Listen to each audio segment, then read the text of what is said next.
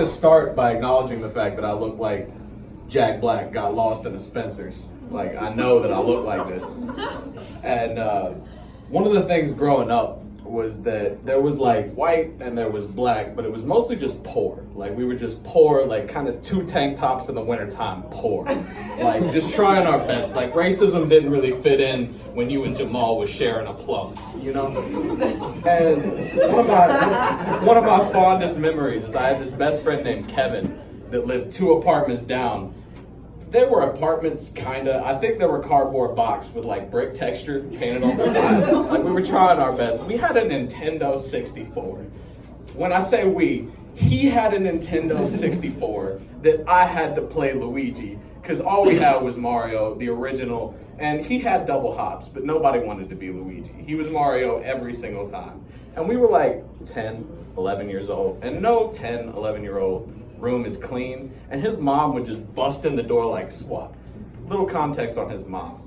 His mom was one of those ghetto black women. I don't mean that as a derogatory term. I just mean that she was the type of black woman that would beat the shit out of your kid if it was fucking up bad enough.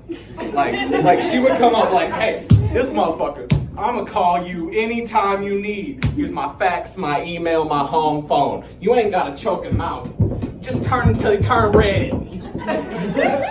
But she was a nice lady. And she kicked in his door and said, Kevin, you better clean this goddamn room. I swear to God, this room ain't clean. I'm gonna come around here, take that controller, wrap it around your neck, shove it up your ass. That ain't a threat, that's a promise. Now, I was visiting mom when I would go to the ghetto. I am a middle class individual, as indicated by my fade.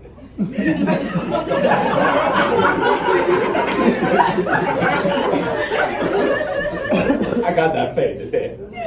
But I said, Kevin, you can't let her violate your space. This is your area.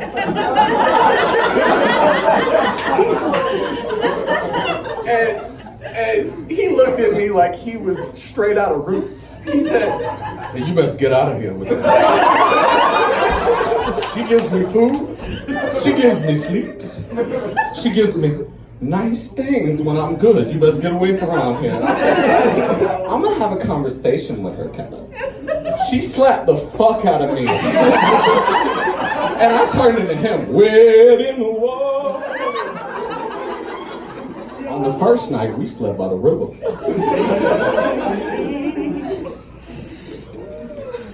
I smoke weed, unless there are cops here, then that's a joke. I'm a comedian. But when I started at 14. I have a fade, and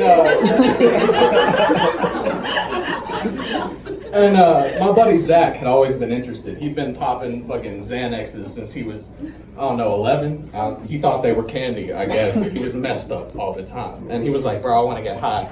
So I rolled a joint out of the About Author page on the Harry Potter, the Sorcerer's Stone, the first one. And we didn't have anywhere to go, so we just dipped out the band hallway.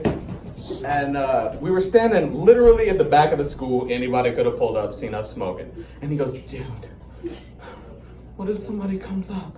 What if there are cops, police? Without blinking an eye, I said, if anybody walks up, we just sucking some dick. So it became an inside joke that after school, we was sucking some dick. And like, in front of groups of people, we'd be like, hey bro, got some good dick today. Like, this dick I got waiting for us after school, you wouldn't believe this dick I got today. I don't know about that.